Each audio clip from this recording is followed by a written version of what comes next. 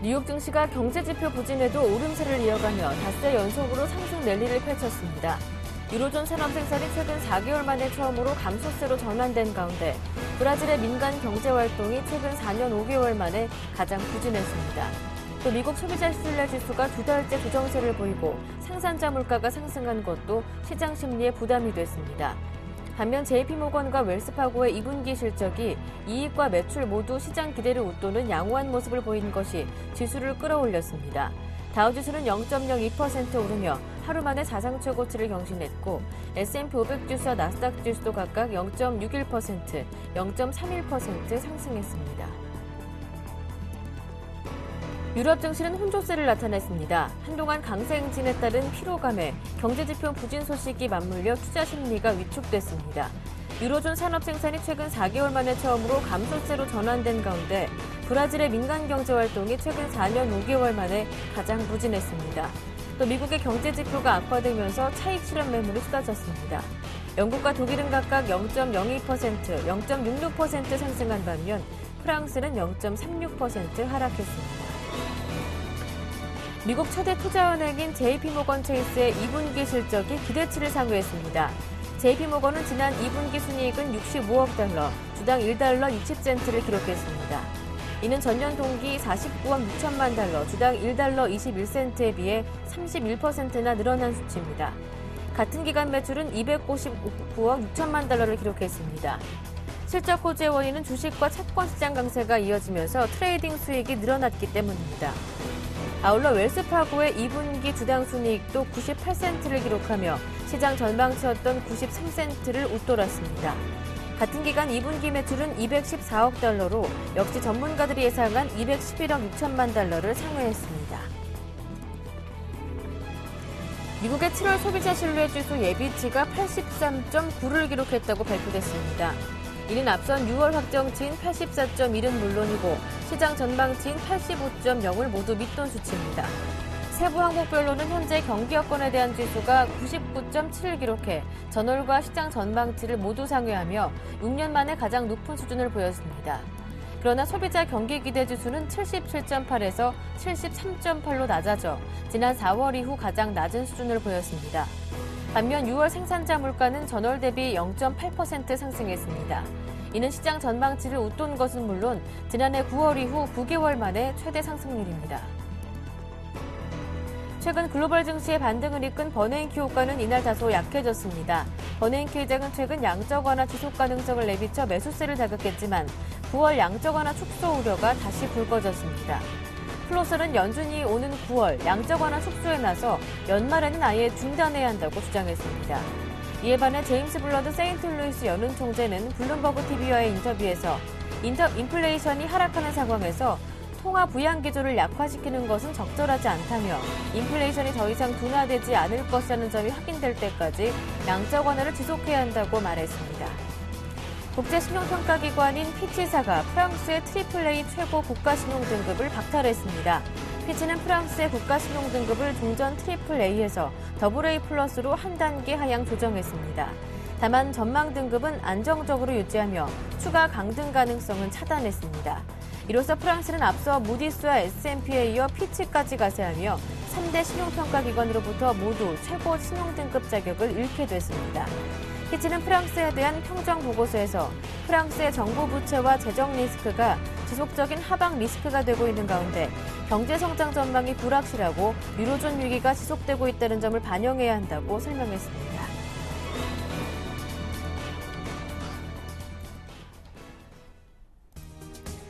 안녕하세요. 굿모닝 대박예감 김보람입니다. 지난주 뉴욕 증시는 닷새 연속으로 상승 랠리를 이어가면서 주간 기준으로 다우지수가 2.1%, S&P 500 지수는 2.9%, 나스닥 지수는 3.4% 상승 흐름을 내는 모습이었습니다. 한편 지난주 국내 증시는 버냉키 효과가 하루 만에 주춤해지면서 금요일장 하락으로 마무리됐었죠. 1869포인트에서 마무리가 됐었는데요. 이번 주에는 16일에서 17일 버냉 계장이 각각 하원과 상원에서 반기 통화 정책 증언에 나서면서 다시 한번 양적 완화 정책에 대한 입장이 피력될 것으로 보입니다. 무엇보다 오늘 당장은 중국의 2분기 GDP 발표가 예정돼 있는데요. 이 결과가 오늘 아시아 증시 오전장의 방향을 가늠할 것으로 보입니다. 일단 시장 기대치가 많이 낮아졌기 때문에 결과가 좋지 않더라도 충격은 크지 않을 것이다라는 것이 전문가들의 의견인데요. 그런 가운데 시장 컨센서스는 1분기보다 낮은 7.5%로 집계되고 있습니다. 글로벌 증시 주요 이슈들 자세하게 확인해 보겠습니다. 굿모닝 대박 예감 1부 시작합니다.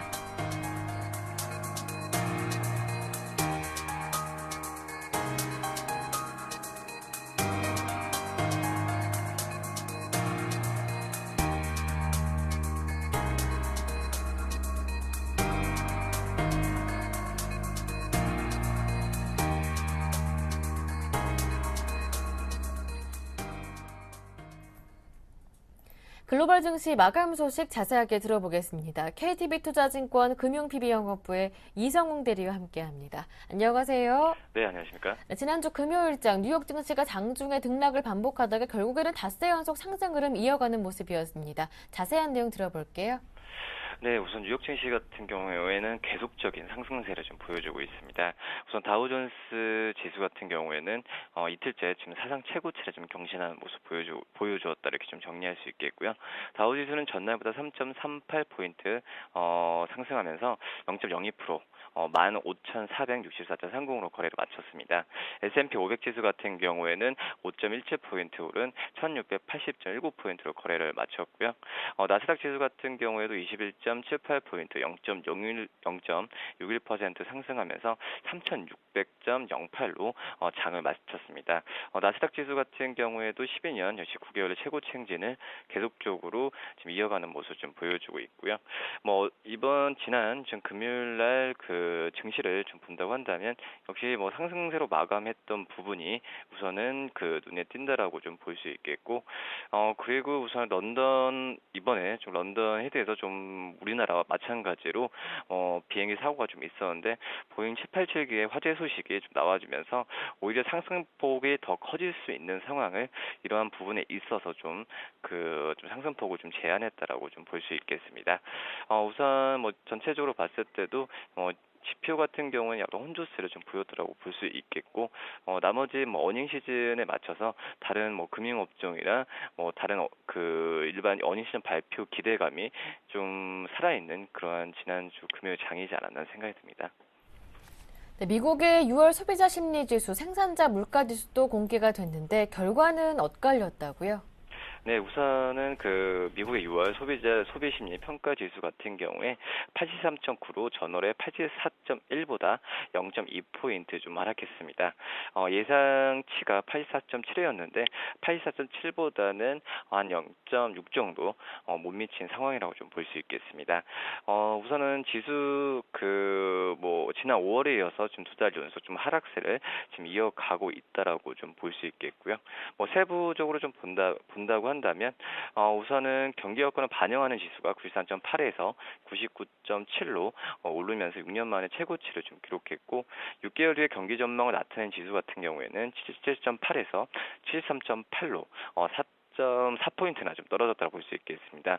한마디로 경기 여건을 반영하는 지수나 경기 전망을 나타낸 지수가 각각 좀 틀리게 나타났다고 볼 수 있겠는데, 우선 현실적으로 봤을 때는 지금 경기 여건을 반영하는 지수가 지금 6년 만에 최고치를 기록하면서 예상치보다는 지금 현재 여건상에 더 긍정적이다는 평가가 나와주면서 우선은 경기 전망 나타낸 지수보다 지금 현재 나타낸 반영 지수가 올랐던 부분은 좀 다행이지 않았나는 좀 생각이 좀 들고 있습니다. 유럽 같은 경우에는 유로존의 5월 산업 생산이 전달에 비해서 0.3% 감소한 부분으로 나타났고, 2월과 4월 증가세에 이어서 4개월 만에 어떻게 보면 좀 감소세로 돌아선 부분이 지난 유럽 시장의 약간의 지표 악재에 의한 그런 유럽 증시도 상승세는 좀 제한되는 모습을 좀 보여주지 않았나 생각이 듭니다. 어닝 시즌도 점검해 보겠습니다. 이번 주에 미국의 금융주 실적 발표가 거의 마무리가 되는데 먼저 발표를 했었던 두 곳이죠. JP모건과 웰스파고의 2분기 실적 양호했다고 하던데요. 네, 우선 뭐 금융 부분의 어닝이 좀 살아나야 뭐 다른 산업재나 그런 IT들도 중요하지만 금융 부분의 어닝이 좀 좋게 나와주면서 미국 경제에 대해서 다시 한번 긍정적인 신호가 나타나지 않았나 생각이 들고 있습니다. 우선은 지금 웰스파고 같은 경우가 2분기 주당 순이익이 98센트로 시장 전망치가 93센트였는데 이것보다 5센트가 높은 수준이 나타나면서 좀 좋게 예상보다 좋게 나오지 않았는 생각이 좀 들고 있습니다. JP모건 같은 경우에는 2분기 순이익이 65억 달러를 기록했는데 작년 같은 기간 대비 31%까지 늘어났고 주당 순이익 같은 경우에는 1.6달러 시장 전망치가 1.45달러를 좀 보여주었는데 0.15달러를 높게 나타내 주었습니다. JP모건 웰스파고 다 긍정적으로 나타내 주면서 우선은 지난 금요일 같은 경우에 JP모건 같은 경우에는 어떻게 보면은 좀 약간의 좀 하락세로 좀 마감한 모습 보였지만 웰스파고 같은 경우에 1.8% 상승하면서 금융주들이 실적은 좋게 나왔지만 주가 흐름은 다 다른 모습을 좀 보여주지 않았나 생각이 듭니다. 네, 그렇다면 국내 금융주들의 영향은 어떨지 어떻게 보시는지 여쭤봐도 될까요? 네, 우선은 지금 금리 상승 기조가 지금 나타나고 있는 상황입니다. 그렇게 되면은 은행이나 다른 보험업종 쪽에서는 금리 상승에 대한 그런 긍정적인 순이익 반영이 좀 긍정적으로 나타날 수 있겠지만 증권업종 같은 경우에는 채권 가격이 어떻게 보면 금리가 상승하면서 떨어지면서 그 전에 사두었던 그런 채권 가격의 하락에 의한 순이익의 감소가 어느 정도 예상이 된다라고 볼 수 있겠습니다. 그렇기 때문에 금융주들은 은행과 보험 쪽에는 긍정적인 시그널이 하반기 때 나타날 가능성이 있지만 2분기 순이익이 반토막으로 주는 것으로 예상된 증권업종은 하반기 금리 상승에 대한 타격도 받지 않을까라는 좀 생각이 들고 있습니다. 네, 말씀 잘 들었습니다. 지금까지 KTB투자증권의 이성우 대리와 함께했습니다. 고맙습니다. 네, 감사합니다.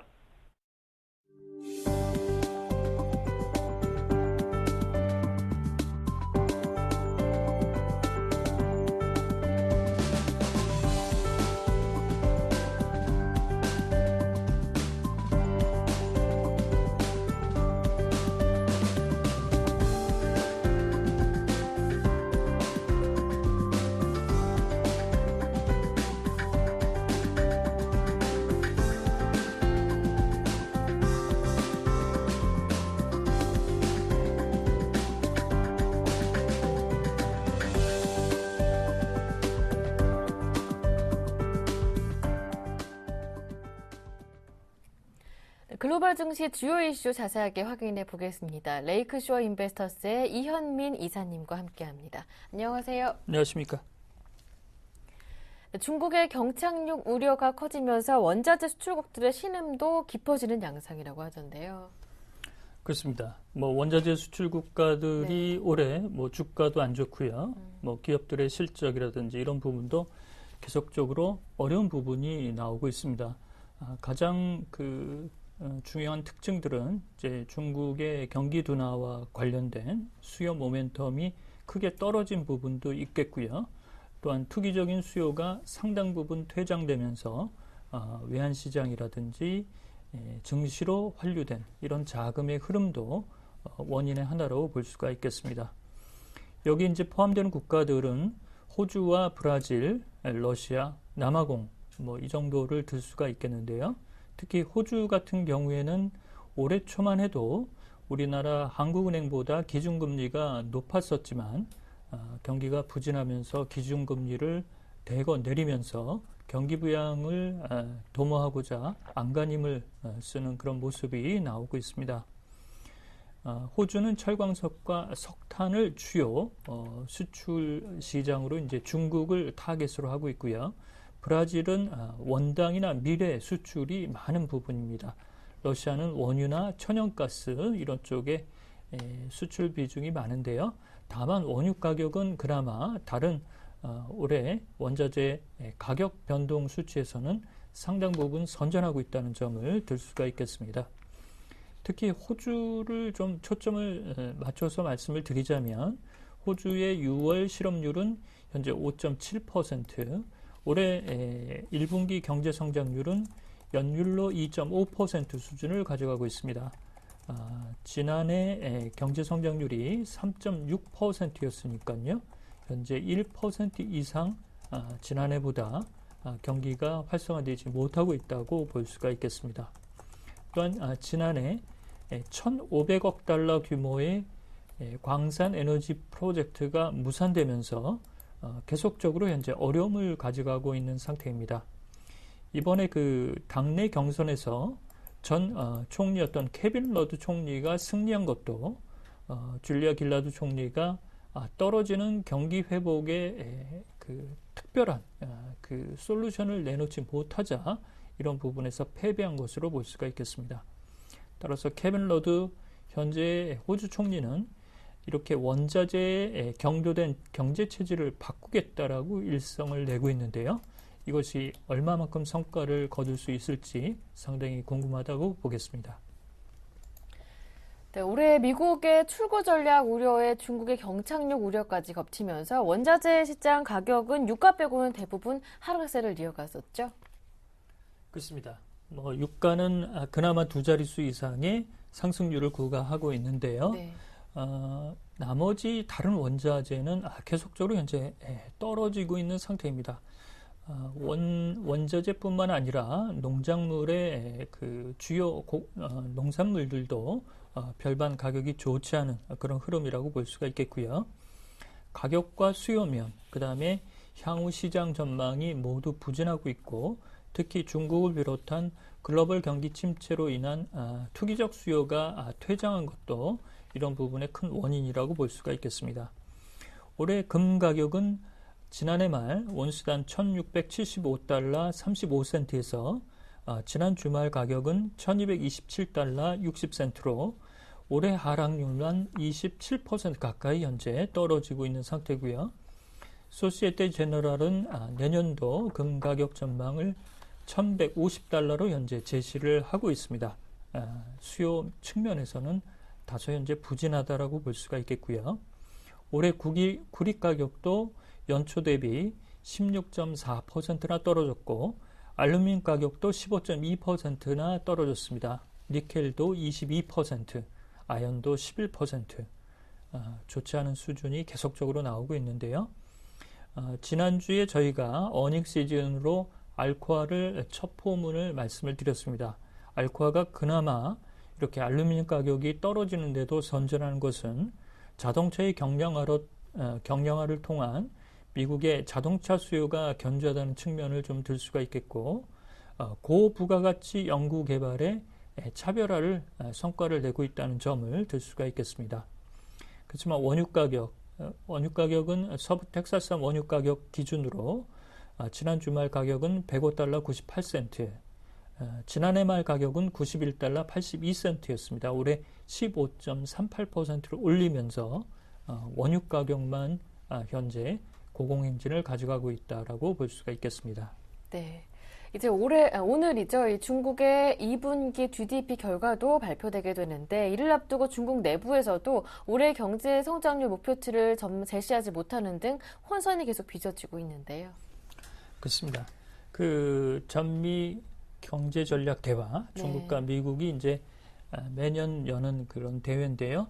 여기서 이제 그 러우즈 웨이 중국 재무부장이 올해 중국의 경제 성장률을 7%는 무조건 달성할 것이다라고 그 언급이 있었습니다. 그러자 시장에서는 올해 목표 경제 성장률이 그러면 7%냐 이렇게 또 반문이 나와 있는데요.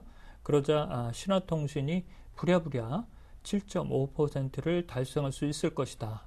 영문판을 고치는 등 홍역이 있었습니다. 오늘 이제 2분기 GDP가 중국 수치가 발표가 됩니다. 오늘 아시아 시장의 가장 큰 핀포인트라고 볼 수가 있겠고요. 따라서 현재 그 가져가는 흐름으로 보면 일단 7.5를 맞추겠다라는 부분은 있는 것으로 보입니다. 다만 7.5를 이하로 분기 실적이 나오더라도 경기 부양 카드를 현재 리커창 총리인 리코노믹스에서 나올 수 있을 것인가, 이 부분은 좀 아리송한 대목이라고 볼 수가 있겠습니다. 따라서 하반기 수치가 경착륙을 우려할 수 있을 정도까지 내려가는 그런 충격이 있겠느냐라는 부분과 경기 부양 카드를 쓸 수 있겠느냐 이런 부분이 상당한 관심이라고 볼 수가 있겠습니다. 네, 한편 프랑스 지난해 S&P와 무디스가 신용등급을 강등했던 소식이 있었는데요. 이번에 지난 12일에는 마찬가지로 피치도 프랑스의 국가 신용등급을 한 단계 낮췄습니다. 결국 세계 3대 신용평가사에서 모두 최고 신용등급을 박탈당한 건데요. 그렇습니다. 프랑스가 이래저래 네. 조금 좀 좋지 않은 소식이 지난 주말에 들어왔는데요. 피치가 AA 플러스로 종전의 트리플 A 등급을 한 단계 낮췄습니다. 이렇게 해서 현재 3대 신용평가사 모두 최고 등급을 내린 상태로 나왔습니다. 무디스는 지난해 11월 최고 등급을 박탈을 했고요. S&P도 지난해 1월에 프랑스의 신용 등급을 AA 플러스로 낮춘 바가 있습니다. 그렇지만 피치는 등급 전망은 안정적으로 유지를 했는데요. 등급을 이렇게 하향한 것은 국가 부채가 예상보다 크게 늘어나고 있고 이를 제어하는 작동 장치가 잘 현재 가동되지 않고 있다는 점을 들고 있습니다. GDP 대비 프랑스의 국가 부채 비중은 올해 3월에 기준으로 볼 때 91.7%, 올해 말에도 올해 말과 내년까지도 95%에서 96%에 육박할 것으로 보이고 있습니다. 현재 올랑드 대통령은 대선 공약으로 정부 부채를 GDP의 90% 미만으로 가져가겠다라고 얘기를 하고 있지만 전체적으로 개혁 속도를 잃어버리면서 부채 축소가 어려운 현재 난관에 부딪히고 있는 상태입니다. 또한 지난해 국내 소비도 0.9% 줄어드는 등 마이너스권으로 현재 떨어지고 있고 올해 경제 성장률 1분기 수치도 마이너스 0.2%로 올해 전체 연간으로 봐도 플러스 성장이 조금 어려운 부분이라고 볼 수가 있겠습니다. 지난주 버냉키 의장이 양적 완화 당분간은 필요하다라고 밝히면서 글로벌 증시에 호재가 되는 모습이었는데 찰스 플로서 필라델피아 연은 총재는 당장 9월이면 양적 완화를 축소해야 하고 연내에 중단해야 한다라는 의견을 냈더라고요. 그렇습니다. 그동안 이제 좀 잠잠했던 지역 연방은행 총재들이 이제 또 한마디씩 거두는 그런 흐름인데요. 이번 주에 17일과 18일 상하원 양원에서 버냉키 의장이 이제 연설이 있습니다. 추가적으로 통화 정책과 관련된 내용을 좀 들여다볼 수 있을 것으로 보이는데요. 이 찰스 플로서 필라델피아 연은 총재는 강성기류의 매파적인 성향이라고 볼 수가 있겠습니다. 그래서 점진적으로 유동성을 걷어들이는 것이 장기적인 경제 체질을 볼 때 바람직하다라는 점을 언급을 했습니다. 따라서 9월부터 양적 완화 규모를 일부 줄이고 연말께는 이를 중단해야 된다라고 얘기를 했는데요. 그럼에도 불구하고 뉴욕 증시는 지난 주말 플러스권은 유지를 했습니다. 플로서 총재는 주택시장에 또 다른 버블을 만드는 것은 모두가 바라는 일이 아니다라고 얘기를 했고요. 이렇게 양적 완화 축소에 결단을 내리지 못하면 어리석인 판단을 나중에 그 후폭풍을 맞을 것이다라고 얘기를 했습니다. 지난 주말 전미경제학회에서 버냉키 의장이 미국의 재정정책이 제약을 가져가고 있기 때문에 당분간 완화된 통화정책을 수행하겠다라고 밝히면서 지난 6월 FOMC 회의 때 2014년 중반쯤에는 양적 완화를 중단할 수 있다는 부분에서 또 180도 달라진 견해를 현재 나오고 있습니다. 따라서 그때그때 버냉키 의장이 어떤 언사와 언급을 하느냐 이런 부분이 시장에는 다소 부담스러운 재료라고 볼 수가 있겠습니다. 네. 끝으로 한번 미국의 어닝 시즌도 점검해 보겠습니다. 이달 24일이면 애플의 실적 발표가 있는데 결과 좋지 않을 것이라는 전망이 많더라고요. 그렇습니다. 이달 이제 중순에 가장 이제 큰 어닝 시즌의 그 한 산이라고 볼 수 있는 게 이제 애플일 텐데요. 지난주에 알코아와 지난 주말에 웰스파고와 JP 모건은 비교적 선방을 했습니다. 시장 예상치보다는 높은 수준의 주당 순이익을 거양을 했는데요. 이달 24일 애플의 실적 발표가 대기가 되고 있습니다. 이번에 삼성전자의 실적도 상당히 좋았지만 향후 전망에 대해서는 조금 불투명한 부분이 우리 시장에도 드리워져 있었는데요. 애플도 이런 부분을 그대로 맞이하지 않을까라고 볼 수가 있겠습니다. 포춘이 35명의 주요 이코노미스트들을 설문조사를 했는데요. 매출은 지난해와 같은 수치인 350억 달러 수준을 나올 것으로 현재 예상을 했습니다. 현재 톰슨 로이터만 이보다는 조금 더 늘어날 것이다 라고 얘기를 하고 있는데요. 9월 20일경 현재 예상으로는 아이폰 5S와 추가적으로 가을께 아이워치가 출시가 될 것으로 예상을 하고 있습니다.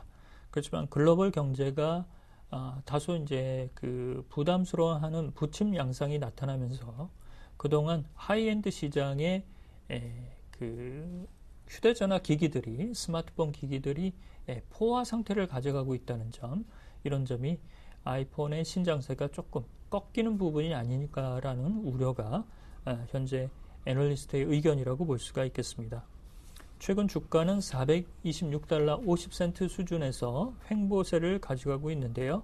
그간의 하락세 기조에서는 현재 다소 좀 안정된 주가의 흐름이 나타나고 있지만 이번 달 24일 실적과 관련된 향후 전망 근거를 따라서 주가의 움직임도 다소 달라질 수 있는 변수가 될 것으로 예측을 할 수가 있겠습니다. 네, 말씀 잘 들었습니다. 지금까지 레이크쇼어 인베스터스의 이현민 이사님과 함께했습니다. 고맙습니다.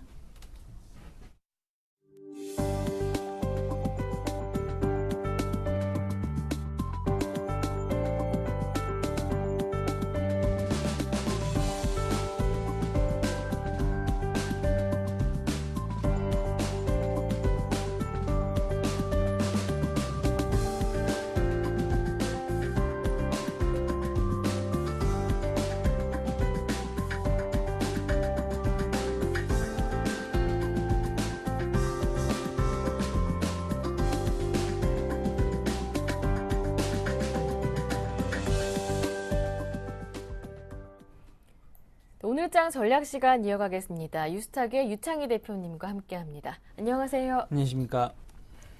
네, 매주 월요일은 이렇게 유창희 대표님과 함께 증시 캘린더 살펴보면서 이슈와 지표들 한번 미리 점검을 해보는 시간 함께 하는데요. 먼저 지난 한 주간의 국내 증시 흐름부터 한번 점검을 다시 한번 해보겠습니다. 네, 코스피가 주간 기준으로는 2% 정도 올랐죠. 네, 지난주 우리나라 증시가 상대적으로 좀 강세를 띠면서 마감을 했었는데요.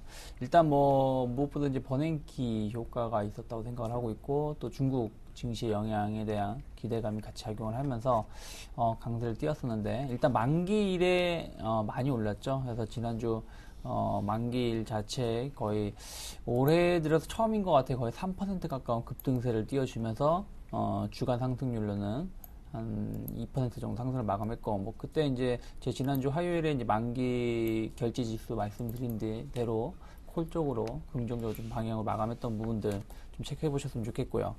일단은 중국 증시하고 버냉키 효과도 있었지만 또 낙폭 과대에 대한 가격적인 메리트가 또 크게 작용했던 것이 아닌가 생각을 좀 하고 있고요.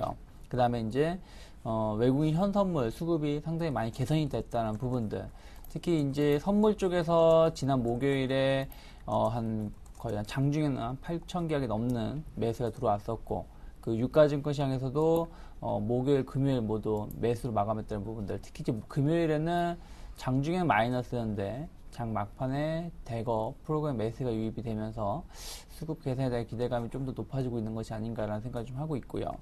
특히 이제 다만 이제 시장 자체는 전체적으로 해외 증시가 고점을 가고 있고 우리나라 증시도 좀 반등세를 보여주는 모습을 띠고 있는데, 금요일에도 좀 개별 악재가 나왔죠. 현대차가 이제 중국 시장 자체가 이제 그 자동차 구매 제한을 한 12개 도시로 확대한다는 얘기가 나오면서 현대차 등 자동차 관련된 종목군들이 좀 급락세 나왔었는데, 이러한 개별 악재는 조금 더 시장을 발목을 잡을 수 있는 요인이 될 수 있지 않을까 생각을 하고 있습니다. 네. 이렇게 지난 한 주간의 국내 증시 흐름 다시 한번 정리를 해드렸고요. 이제 이번 주에 예정되어 있는 경제지표 어떤 것들이 있는지 한번 정리를 해보겠습니다. 당장 오늘은 중국의 2분기 GDP 발표가 있어요. 네, 오늘 중국 2분기 GDP 발표가 있는데 이게 상당히 중요하다고 생각을 하고 있고요. 이 영향에 따라서 오늘장뿐이 아니라 이번 주 우리나라 증시가 좀 변동성이 발생할 수 있다는 거 체크하셨으면 좋겠고요. 그 다음에 이제 중국 6월 산업생산지수하고 미국 6월 소매 판매율 증가율 발표를 앞두고 있고요. 그리고 이제 그리고 오늘 같은 경우에 이제 전체적으로 실적을 좀 발표를 하는 부분들이 좀 많이 있다는 부분들 좀 보셨으면 좋겠는데, 오늘도 이제 금융주들의 실적을 좀 보셨으면 좋겠고요.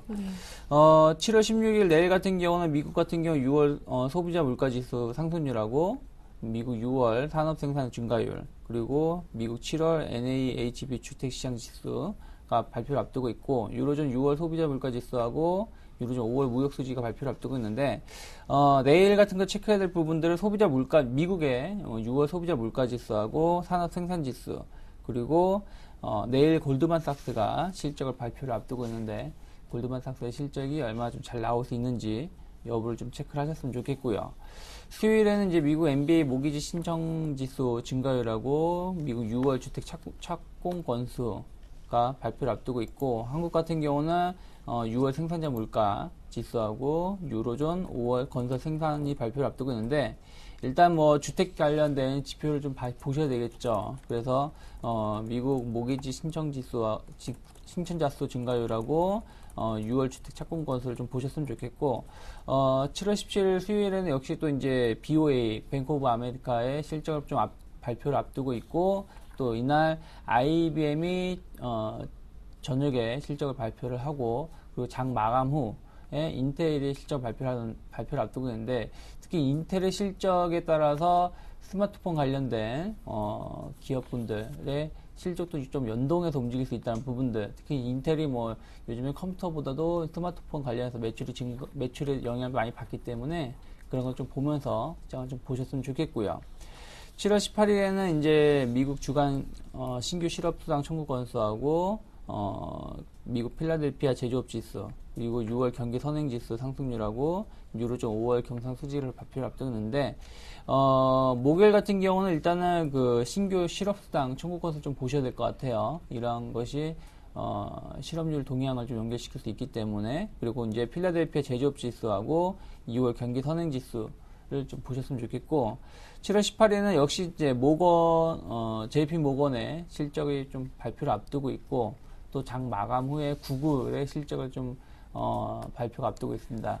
구글이 일단은 계속해서 주가가 좀 긍정적인 모습을 띄고 있는 가운데, 구글의 실적이 좋게 나온다는 얘기는 아무래도 이제 아이폰 쪽의 진영이 매출이 늘어난다는 것이기 때문에, 그런 것을 좀 지켜보면서 실적을 바라보면서 우리나라 기업의 실적이 어떻게 연동할 수 있는지 여부를 체크하셨으면 좋겠고요.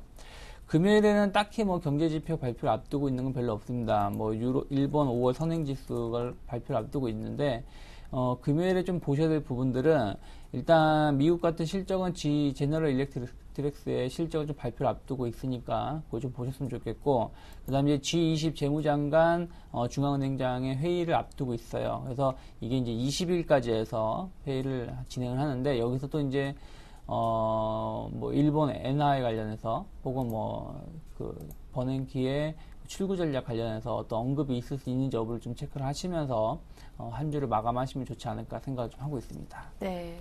오늘 발표되는 중국의 GDP 발표가 이번 주 시장을 방향을 가름할 만큼 중요하다 말씀해 주셨고, 미국의 금융주 실적 발표도 체크해봐야 한다셨는데, 이번 주에 특히 좀 주목해야 할 일정들 어떤 것들이 있는지 다시 한번 좀 정리 부탁드릴게요.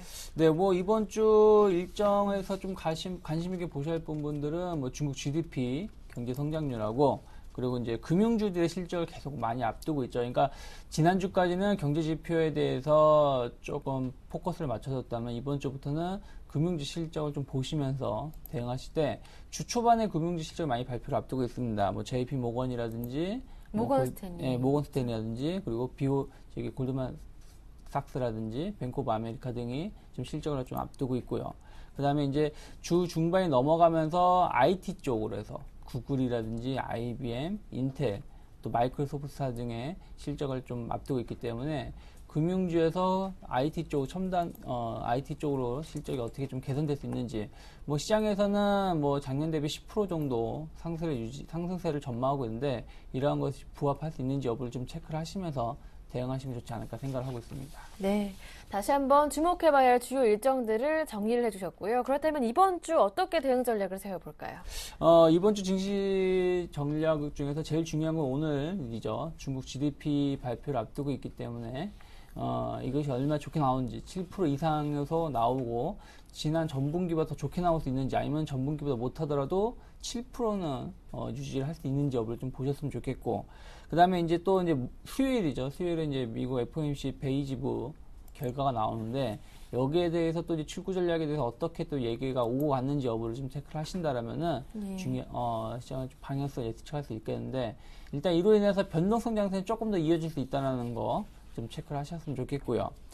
어쨌든 이제 해외 증시의 상세가 계속 유지가 되고 있습니다. 뭐 고점을 돌파시키려고 하는 모습들 이미 돌파시킨 나라도 있고 돌파를 앞두고 있는 나라들도 많은데 우리나라 증시가 그러한 것에 영향을 받는다면 충분히 이번 주도 지난주만큼일지 혹은 그 이상의 긍정적인 모습도 띌 수 있을까 생각을 하고 있는데 일단은 그러기 위해서는 외국인 수급이 좀 더 개선이 돼야 된다는 부분들 지금 유가증권 시장에서도 뭐 이틀밖에 매수가 들어온 게 아니기 때문에 유가증권 시장에 매수가 더 유입이 될 수 있는지 또 선물 쪽에서의 또 추가적인 개선이 얼마나 이루어질 수 있는지 여부를 체크하셨으면 좋겠고 코스피 시장 같은 경우는 이번 주에 체크해야 될 부분들은 1900포인트를 회복할 수 있는지 1900포인트를 회복한다 그래도 뭐 이전에 최근 작년 하반기서부터 이온 2000에서 1900포인트 박스권 하단으로 진입하는 것이기 때문에 일단 여기를 회복해야지 회복한다고 해도 뭐 별로 엄청나게 좋아지는 것은 아니지만 그래도 이 자리를 회복해야지 예전에 박스권 하단으로 해서 또 중단으로 이어갈 수 있는 변곡 위치가 될 수 있다고 생각을 하고 있기 때문에 1900포인트 회복 여부를 좀 체크해 주셨으면 좋겠고요.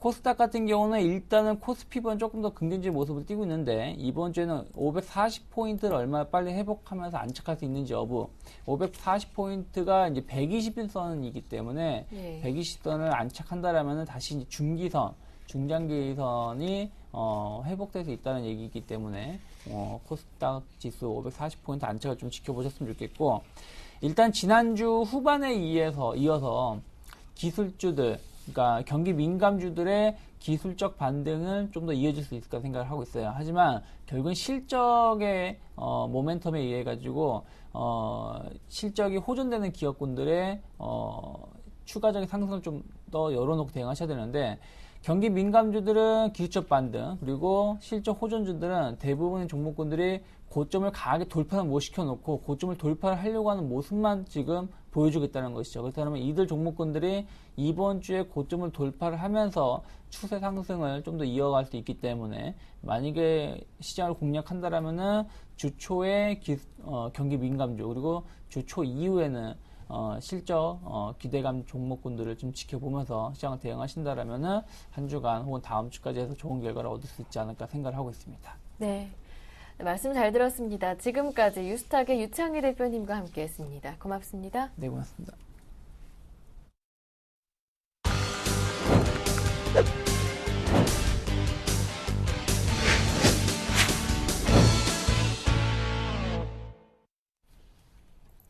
김용준의 골드박스 시간으로 이어가겠습니다. 샘플러스 김용준 전문위원님 전화로 연결합니다. 안녕하세요. 예, 안녕하세요. 수출업종 1위에서 취약업종으로 전락했던 조선업종 다시 한번 부활의 조짐이 보이고 있습니다. 실제로 국내 조선사들의 수주 성공 소식도 잇따르고 있다고 하는데요. 하반기가 기대되는 조선주 오늘의 주제라고요. 예. 일단 최근에 그 신문기사 쪽에서 그쪽에 대한 얘기들이 좀 많이 나오고 있네요. 일단은 뭐 첫 번째로 한진중공업 같은 게 그 2009년도 이후로 처음 수주를 받았다. 그리고 일단 전체적인 수주의 양들이 좀 많이 늘어나고 있다라는 기사들이 좀 많이 발견이 되고 있는데요. 일단 먼저 이런 얘기를 좀 해야 될 것 같습니다. 수주의 양과 질이 지금 동시에 개선되고 있다라는 쪽에서 먼저 포인트를 좀 맞춰서 얘기를 좀 해보겠습니다. 일단 선박 수주 기준으로 1666만 CGT라고 말을 하는데요. 이제 CGT라는 거는 단어 정의를 먼저 하면요. GT라는 게 이제 단순 무게를 얘기를 하는 거고요. 단순 무게에다가 선박의 부가가치, 그러니까 조금 비싼 선박이 있고요. 좀 싼 선박이 있을 거고요. 그리고 이거를 만들어내는 작업의 난이도를 고려해갖고, 전체적으로 이 무게를 환산하는 방법이 이러한 내용들을 가중 평균해서 결론을 낸다. 그래서 1666만 CGT라는 것은 작년에 우리가 그 777만 CGT를 했기 때문에 결국은 양으로 봤을 때는 2배 정도가 넘는 정도 기준으로 이제 선박 수주가 지금 늘어나고 있는 상황입니다. 이것은 이제 뭐 최근에 이제 그 중국이나 다른 어떤 일본 쪽도 역시 마찬가지고요. 유럽 쪽도 지금 늘어나고 있는 추세는 지금 이어지고 있습니다. 결국 이제 중국이 657, 그리고 일본이 214, 그리고 유럽이 84. CGT를 하고 있는데 이런 부분에서 절대적으로 비중도 높을 뿐더러 내용도 좋아지고 있다는 얘기를 하고 있고요. 그리고 이제 또 한 가지 조선주에서 지금 촉매 역할을 했던 것이 러시아 노바텍이라는 회사에서 지금 수주가 거의 확실시되는데요. 이쪽에 그 50억 불 기준으로 6조 정도의 어떤 수주가 지금 이어지고 있기 때문에 그러면 전체적인 대우조선해양 올 수주 목표 130억 불 기준으로 한 80% 정도가 지금 진행이 되고 있고요. 거기다가 이제 삼성중공업에서 이제 얼마 전에 얘기를 했던 게 저가 수주 안 하겠다, 수주의 질을 개선시키겠다는 얘기가 나오면서 양도 양이지만 질도 상당히 높이겠다는 얘기를 좀 하고 있습니다. 그래서 이제 그 전체적으로 선박 수주에 대한 부분들이 상당히 긍정적으로 지금 흘러가고 있는 거에다가 최근에 이제 현대 미포조선이 그 다른 조선주에 비해서 좀 강하게 올라왔던 이유가 뭔가를 좀 분석을 해봤더니 결국 에코10이라는 부분이 있습니다.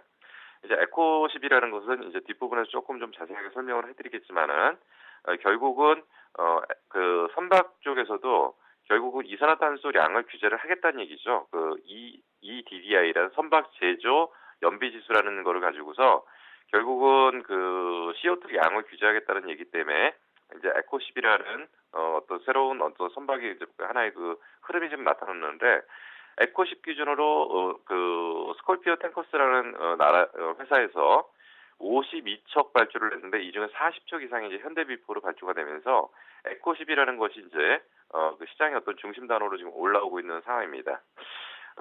지금 이제 그 이러한 어떤 전체적인 지금 상황들이 좀 많이 개선되는데, 결국은 조선주에 대한 그러면 펀드멘탈의 변화가 좀 어떻게 나타나고 있냐, 뭐 이 부분들을 좀 다시 한번 체크를 해봐야 되겠죠. 자, 조선주의 성장성이라는 부분에서는 한진중공업이 결국은 2009년도 이후로 최초로 선박 수주를 받았습니다. 선박 수주 내용은 현대상선에서 그 한전에서 발전했던 그 컨테이너선 9척 중에 4척을 수주한 것을 현대상선이 이제 한진중공업에 수주를 해준 거고요. 그리고 현대미포 기준으로는 지금 에코10 기준으로 성장 모멘텀이 지금 분명히 가세하고 있다라고 일단 볼 수가 있습니다. 자, 조선주를 분석하는 방법에 있어서는 조선주라는 것은 그 수주량, 그리고 선가, 그 배의 가격, 그래서 이제 뭐 최근에는 신조선가라는 얘기를 좀 많이 하죠. 그리고 수주 잔량, 그리고 이제 실적이라는 얘기를 하는데, 수주하고 선가하고 수주 잔량이라는 것은, 수주량은 좀 선행 지표에 가깝고요. 선가나 수주 잔량이라는 것은 동행 지표에 가깝고요. 실적이라는 것은 후행 지표에 가깝습니다. 그래서 조선주가 주가가 상승으로 올라갈 수 있는 부분에서는 이 네 가지 요건들이 맞물려졌을 때 주가는 강하게 올라간다라고 일단 볼 수가 있는데, 조선주가 약세를 보였던 가장 큰 이유는, 최근에 이제 약세를 보였던 가장 큰 이유는 조선주는 이렇게 보시면 됩니다. 해양 플랜트 쪽은 2011년도, 12년도 굉장히 안정적으로 성장을 했고 2013년도 역시에도 안정적 성장을 계속하고 있는데, 조선주가 약세를 보였던 가장 큰 이유 중에 하나는 상선 부분의 부진입니다. 상선 부분의 부진과 저가 수주라는 부분 때문에 실적이 저조하게 나타났던 거. 저가 수주 관련해가지고 이제 저가 수주로 밀어냈던 물량들의 실적이 집중적으로 연결됐던 게 작년 하반기와 올해 상반기 쪽에서 이런 부분들을 통해서 조선주에 대한 실적 저조의 원인으로 나타났던 부분이죠. 근데 하반기부터는 이런 부분들이 완전히 좀 달라질 것 같습니다. 우선 해양 플랜트 관련 기준으로 봤을 때는 해양 플랜트 쪽에서는 지금은 기존에서는 시추 중심의 방향에서 결국은 이제 생산 쪽으로 좀 확대되고 있습니다. 보통 이제 우리가 이제 시추 개념이라는 것은 뭐 드릴십이나 이런 쪽과 그리고 LNG선 쪽의 어떤 운반 개념에서 이제는 생산 쪽으로 확대되면서 FPSO, FSO, SPARD라는 어떤 생산 쪽에 대한 수주 모멘텀이 지금 확대되고 있는 상태에서 해양 플랜트 역시도 작년에 안정적 성장에서 추가적인 성장이 가능할 걸로 일단 보고 있고요. 그리고 해양 플랜트 쪽의 수주는 직접적으로 4분기에 직접적으로 몰려있기 때문에 4분기 쪽에서 해양 플랜트 쪽의 수주에 대한 기대감은 굉장히 크다라고 일단 볼 수가 있습니다. 그리고 이제 그동안 조선주의 성장 모멘텀의 저해 요소로 발견됐던 상선 부분의 부분들이 이제 새롭게 그 어떤 성장으로 이제 진입할 것 같은데요.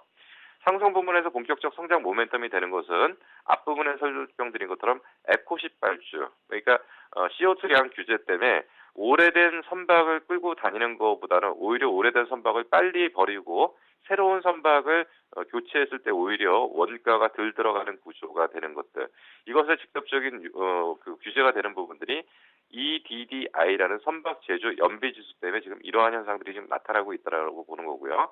그리고 에코10의 발주는 지금 우선 가장 경쟁적으로 우월한 쪽이 그 국내 업체입니다. 국내 업체는 에코10을 실질적으로 수주를 받아서 납품을 했던 거기 때문에 검증이 된 쪽이고요.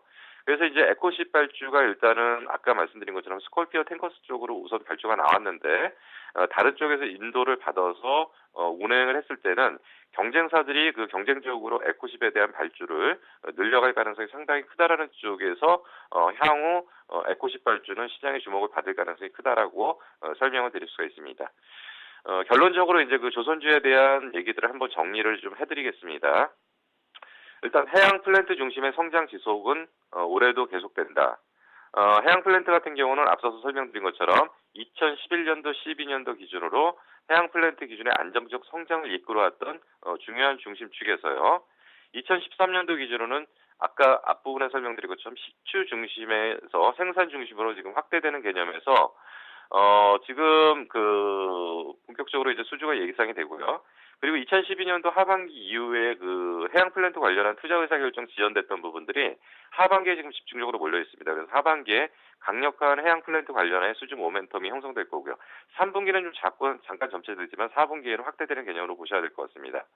그리고 하반기에 그 조선주를 또 끌 수 있는 성장의 모멘텀은 해양 플랜트 부분의 4분기 수주 본격 회복 국면과 에코10의 단어가 이해되는 상선 부문의 성장이 향후 조선주의 성장을 이끌 거기 때문에 아마도 조선주는 시간이 지나면 지날수록 점진적으로 좋아지는 구조가 될 거라고 판단되기 때문에 집중적인 관심이 요구되는 업종 중에 하나가 아닌가 좀 생각이 듭니다.